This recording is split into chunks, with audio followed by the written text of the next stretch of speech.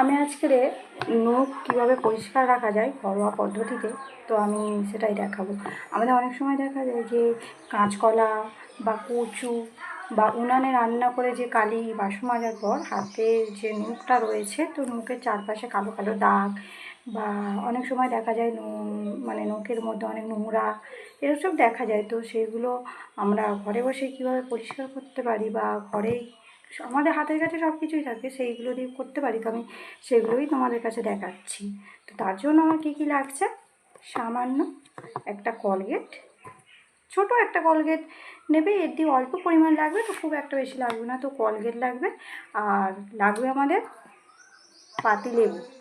তো পাতিলেবুর রস লাগবে, আর পাতিলেবু আমি অল্প পরিমাণে, দেখো লেবু নিয়েছি একদম অল্প পরিমাণে।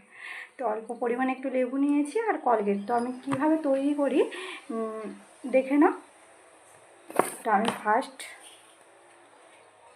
কলগেটটাকে একটা প্লেটের মধ্যে দেখো এইভাবে বের করে নেব। তো কলগেটটা বের করে নিয়েছি। আচ্ছা, সাথে আমি লেবুর রস চিপে নিই। দেখো নিয়েছি লেবুর রসটা বের করে, আর একটু নিয়ে নিই। তোমরা তোমাদের আন্দাজ মতো নিয়ে নিই।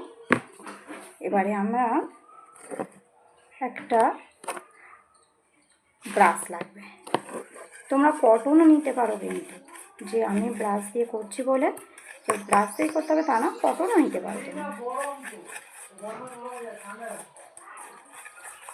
আচ্ছা, তো দেখো আমি কীভাবে গুলে নিয়েছি, দেখছো? দেখো আমি এইভাবে গুলে নিয়েছি, দেখো এইভাবে গুলে নিয়েছি। তোমরা এইভাবে গুলে নিও।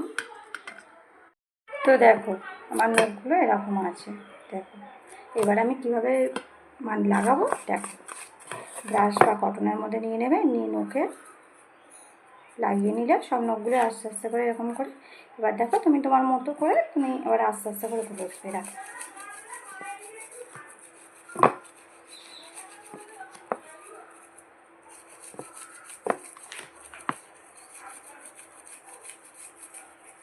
এইভাবে ঘষতে হবে। অল্প সামান্য পরিমাণ তুমি একটু ঘষে নিও, বেশি যে অনেকক্ষণ সময় লাগবে তা নয়, তুমি কাজের ফাঁকেও তোমরা করে নিতে পারো।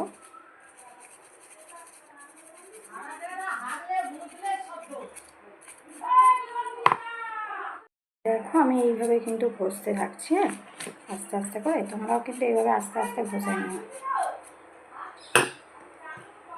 তো এইবারে আমি ঘষা হয়ে গেছে পুরো।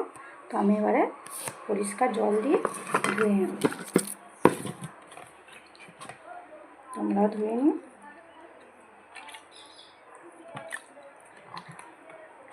যারা বিশেষ করে উনুনে রান্না করো তারা করে দেখতে পারো।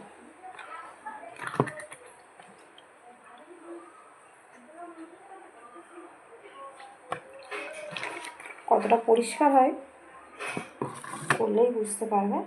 তো দেখো দেখো আমার নখটা কতটা পরিষ্কার, দেখো দেখে নাও।